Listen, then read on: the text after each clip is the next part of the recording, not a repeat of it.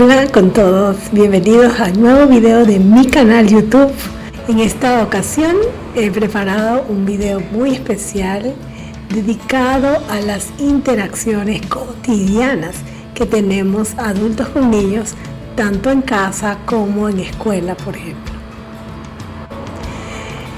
Quería pedir disculpas por no haber subido un video en algunos meses, pero he estado muy ocupada dando consulta aquí en mi consultorio presencial, pero también por Zoom.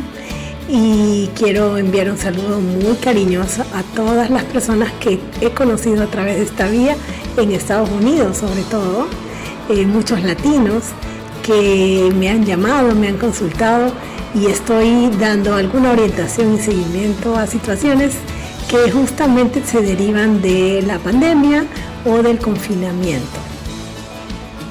Yo estoy en la ciudad de Guayaquil, Ecuador, pero puedo apoyar y dar una mano y dar una orientación a personas en toda Latinoamérica y también en Estados Unidos de habla hispana.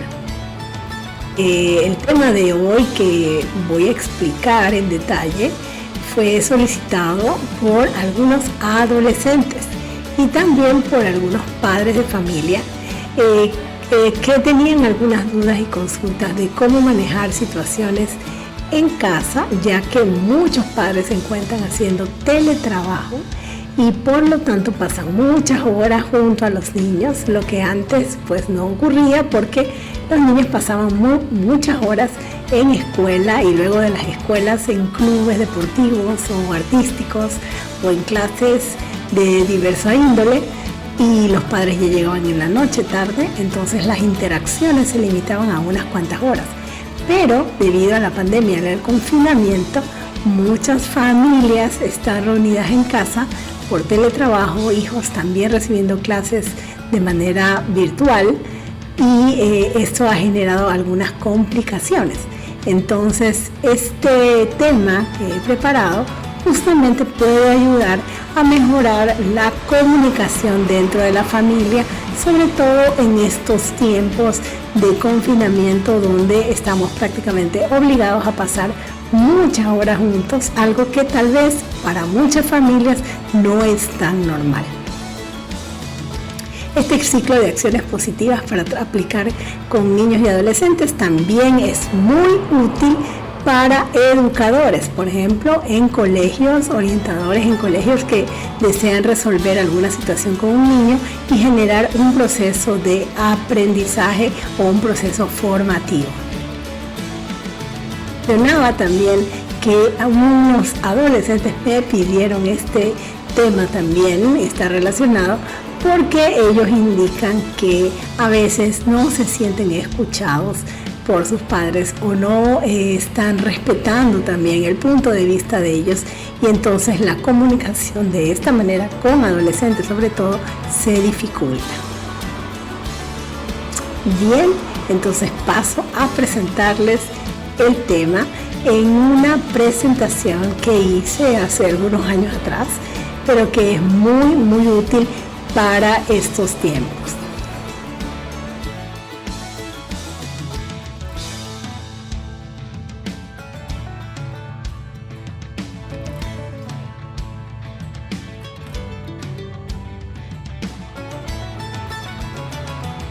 Los adultos a veces necesitamos un guión a seguir, unos pasos desmenuzados, pequeñitos, para comprender cómo generar un proceso formativo, un proceso de aprendizaje donde los niños o adolescentes y jóvenes también puedan encontrar razones, puedan expresar sus emociones, puedan hacer reflexiones y también lograr aprendizajes. Y obviamente en ese camino y en ese proceso mejorar mucho la comunicación entre este adulto que intenta formar, que intenta educar, y este adolescente y este niño que necesita esa dirección y esa orientación para lograr tomar mejores decisiones en su vida. A este tema lo he llamado ciclo de acciones positivas. El ciclo de acciones positivas debe entenderse como un proceso cíclico que siempre debe ser usado en este orden, o debería ser usado en este orden, y debería ser aplicado tantas veces sea necesario hacerlo. Por lo tanto, es un ciclo virtuoso, un ciclo que convierte el proceso de aprendizaje en algo muy consciente, tanto para el niño como para el adulto. La explicación que voy a dar el día de hoy corresponde a los adultos que guían este proceso de aprendizaje a través de este ciclo de acciones positivas. Está compuesta por 16 pasos.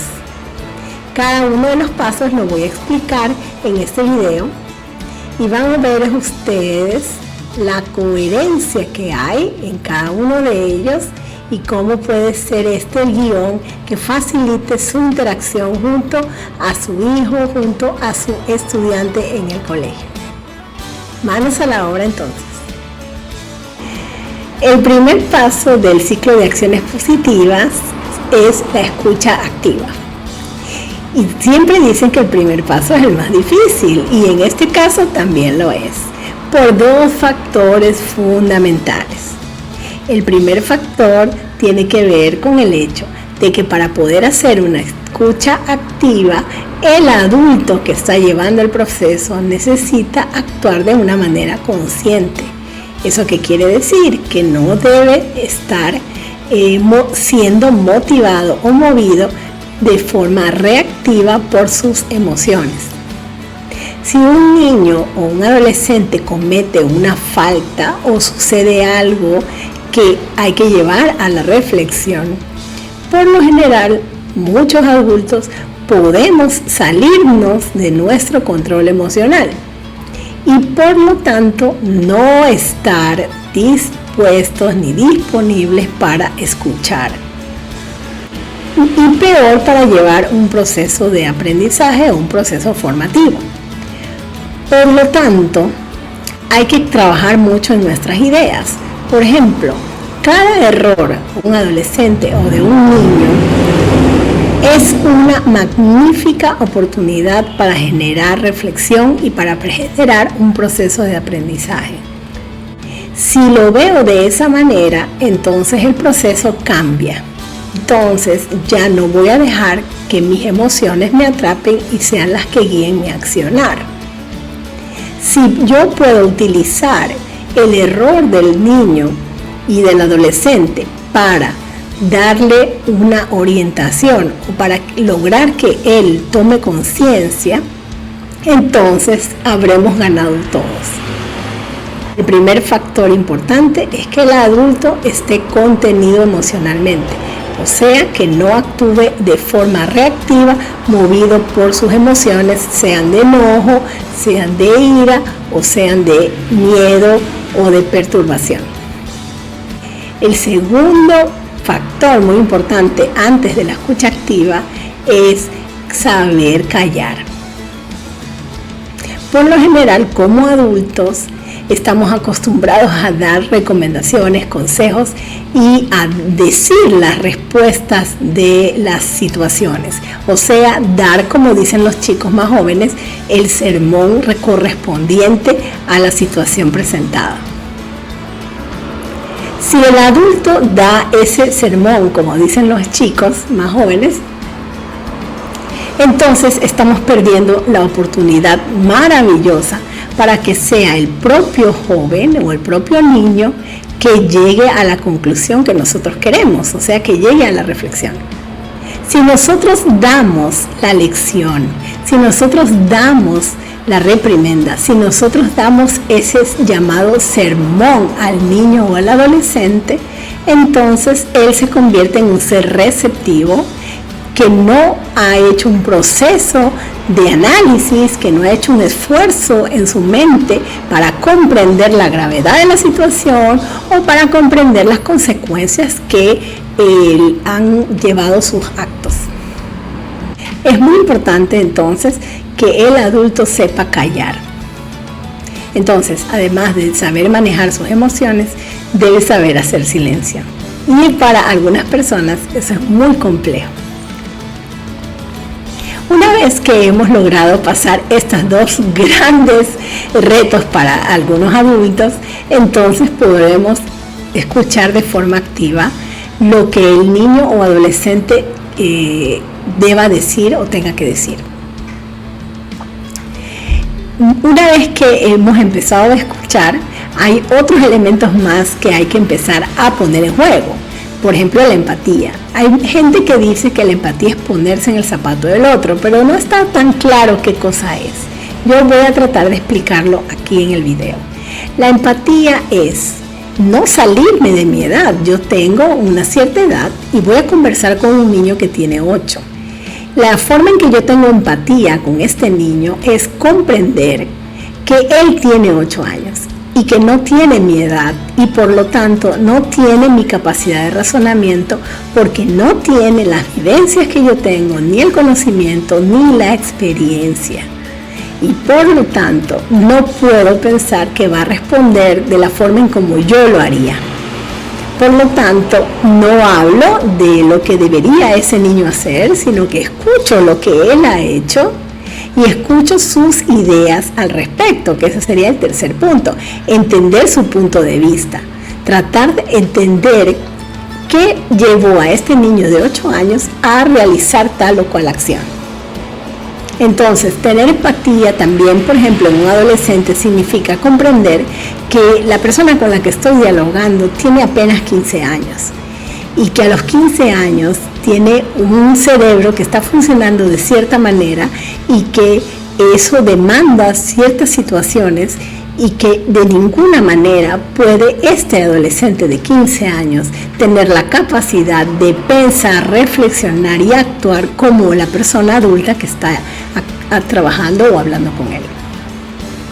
Tener empatía es comprender que el otro tiene otras vivencias, comprender que la otra persona tiene otros conocimientos y otras experiencias y que no puedo pedir a ese otro que piense como yo.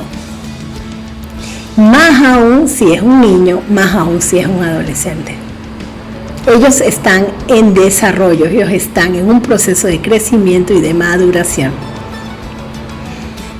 Una vez que pasamos al punto 3, que es entender su punto de vista, ¿qué significa? Que los escuchamos, seguimos escuchando hasta este momento lo que tiene que decirnos y tratamos de ver por qué motivó su conducta también, ¿no? Tratamos de ver su punto de vista y qué posiblemente lo llevó a actuar de determinada manera. O sea, entender el posible origen de su conducta. ¿Sí? Todo esto lo hacemos en silencio. Ellos están hablando en este momento. Ya vamos 4 pasos de este ciclo de acciones positivas en donde como adultos no estamos interviniendo, estamos escuchando activamente.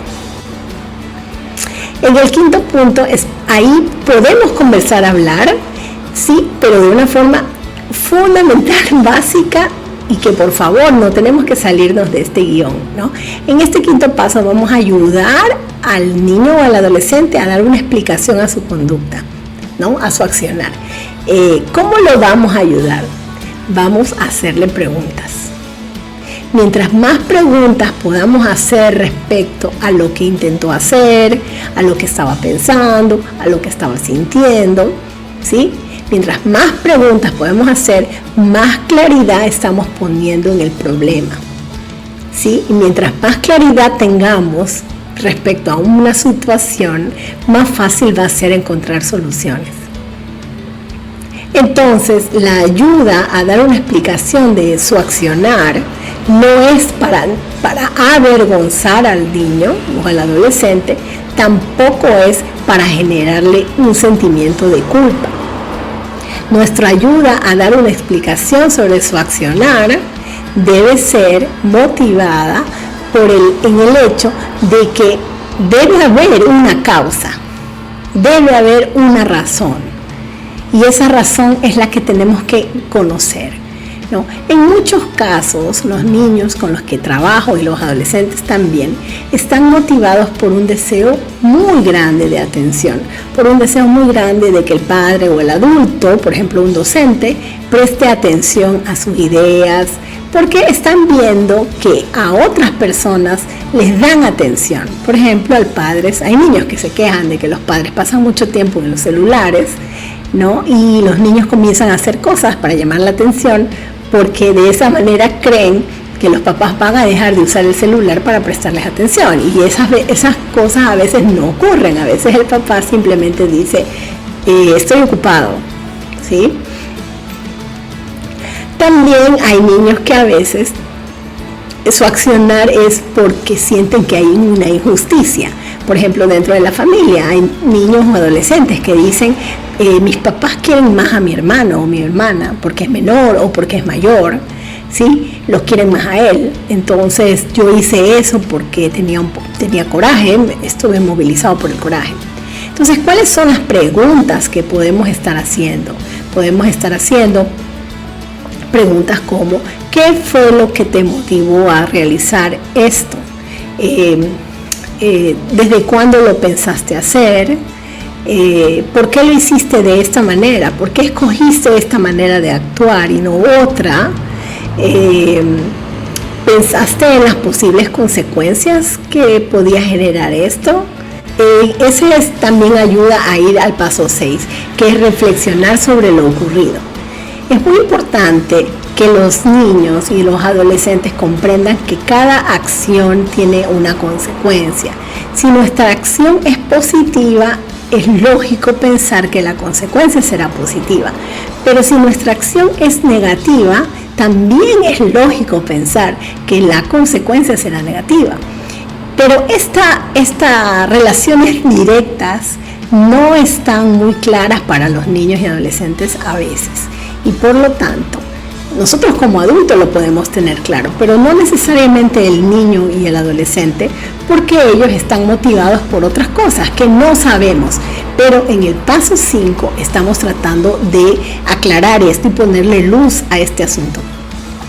Si nosotros logramos entender sus motivaciones y logramos también que ellos se den cuenta que esas acciones que han cometido son inadecuadas y por lo tanto va a haber una consecuencia también que no es positiva y que podría generar a lo mejor un sentimiento de que hemos perdido o que un sentimiento de que hemos dañado a otra persona, etc. Entonces ahí ya estamos llevando a la reflexión sobre el suceso. Pero una vez más, en el paso 6, que es reflexionar sobre el suceso, vamos a tratar de hacer preguntas más que dar sermones o de dar una reprimenda.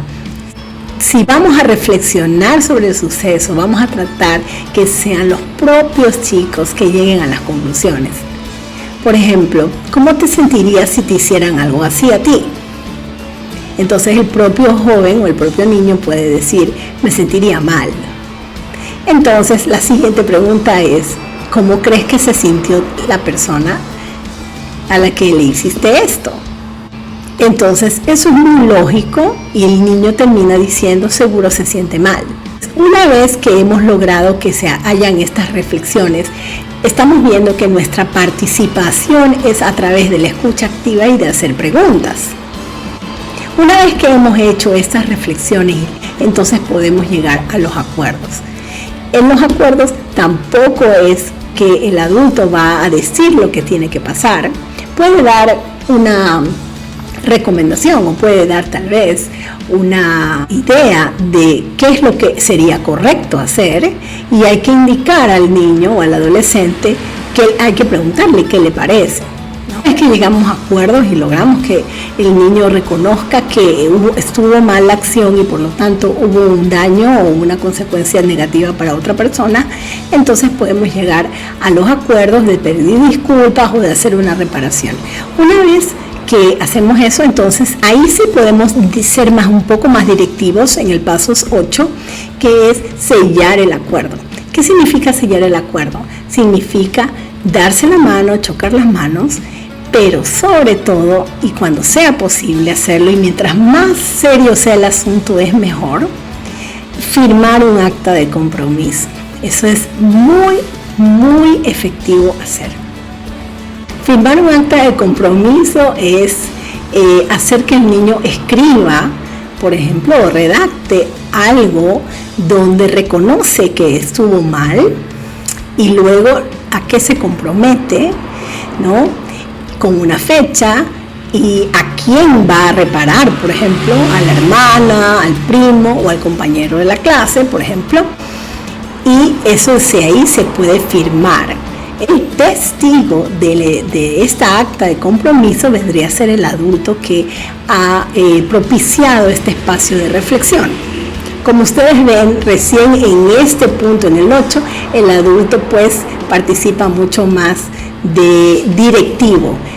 Todos los anteriores es más alguien que escucha o alguien que hace reflexionar. Luego que hemos sellado este acuerdo de una manera creativa, ¿sí?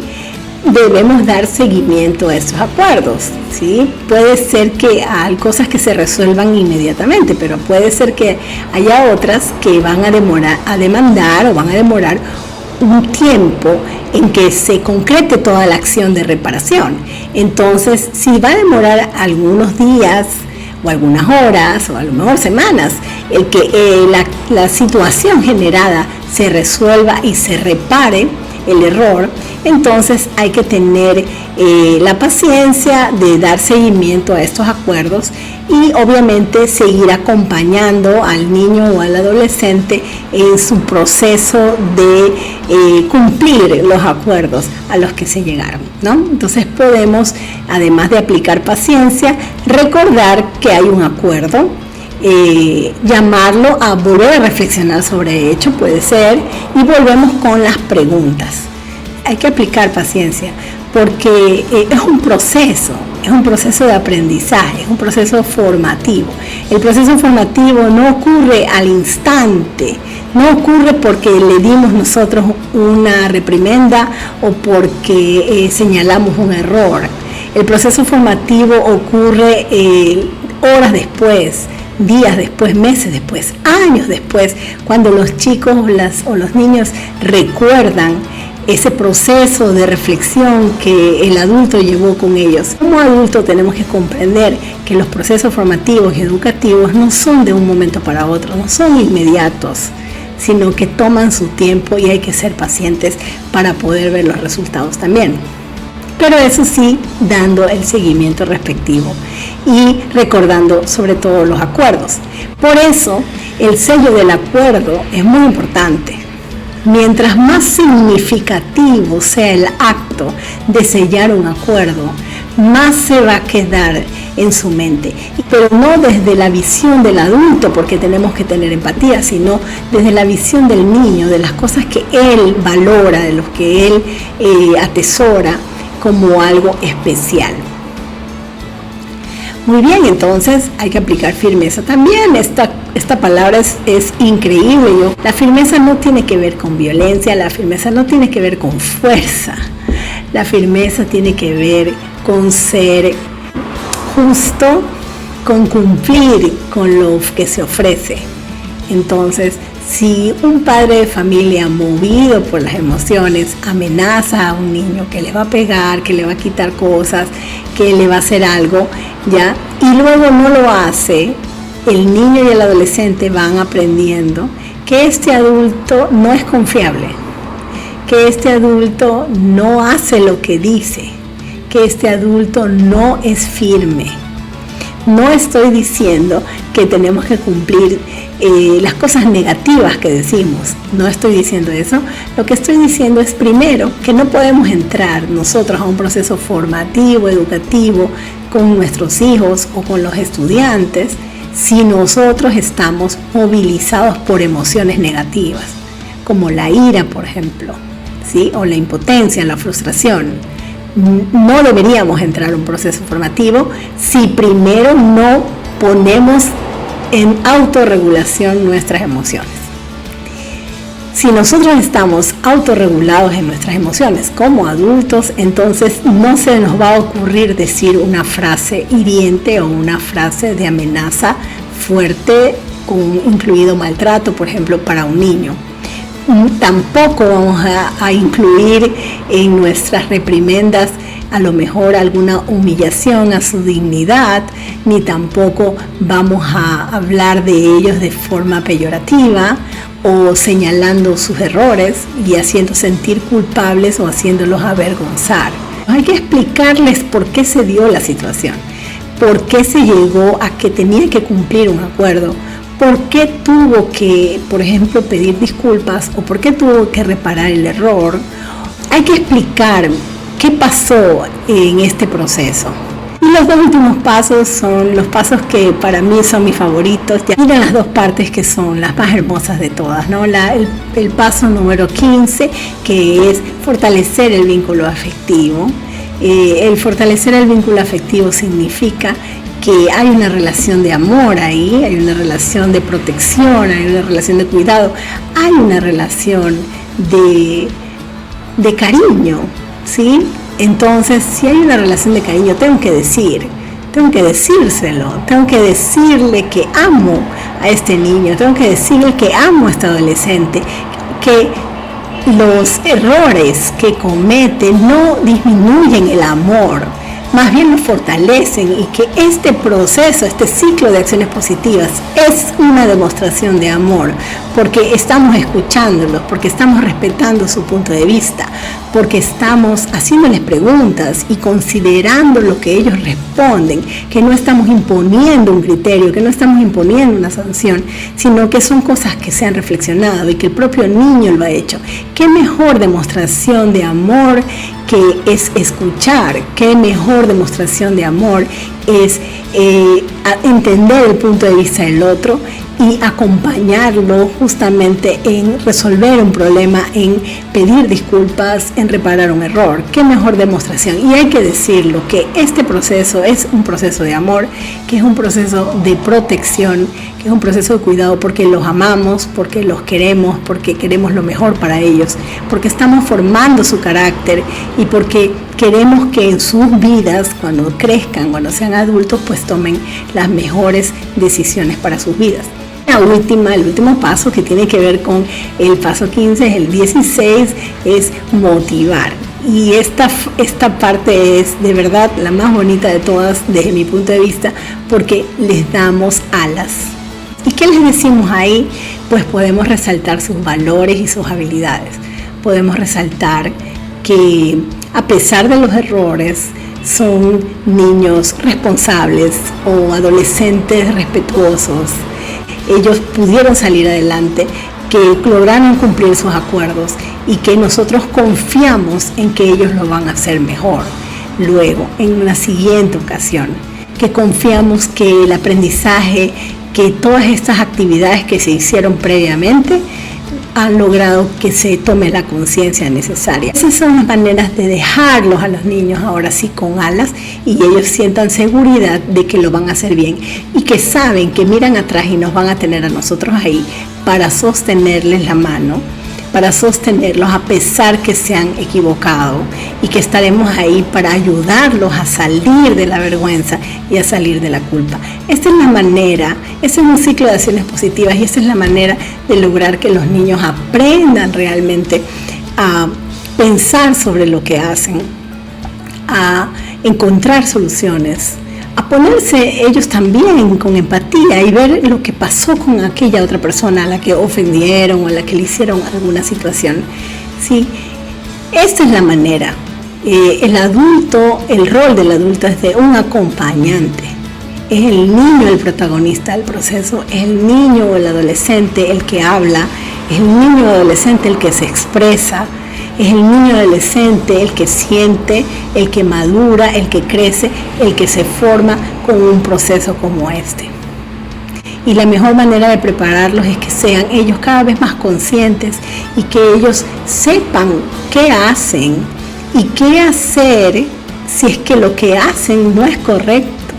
Porque los niños y los adolescentes merecen ser tratados con dignidad, y la primera forma de la dignidad de poderse hacer manifiesta es saber a qué atenerme, saber qué debo hacer y qué no, y saber y tener conciencia de que si cometo una falta, ¿qué puede pasarme? Mientras más conciencia pueda lograr en niños y adolescentes sobre los actos que realizan y darles a ellos una sensación de control, de que ellos saben lo que va a pasar si pasan la raya, si cruzan el límite. Si ellos tienen ese control, ya pueden tomar conciencia, y de esa forma menos explicaciones tendremos que darles y más toma de conciencia a través de preguntas y más reflexión a través de preguntas deberíamos generar en ellos. ¿Qué los motivó a saltar la regla? Si ya sabían la regla, si ya sabían la consecuencia o la sanción, ¿por qué lo hacen? Y ahí viene una comprensión real de lo que pasa en la mente de los niños, de lo que pasa en sus emociones. Y obviamente puede ser el inicio de un trabajo mucho más profundo, pero también de un trabajo mucho más efectivo que va a dar una sostenibilidad en el tiempo. Recordemos que estos procesos, estos ciclos de acciones positivas, lo pueden repetir tantas veces quieran. La idea es que sigan este guión y recordemos que el papel protagónico lo tienen los niños. Eso es todo. Muchísimas gracias.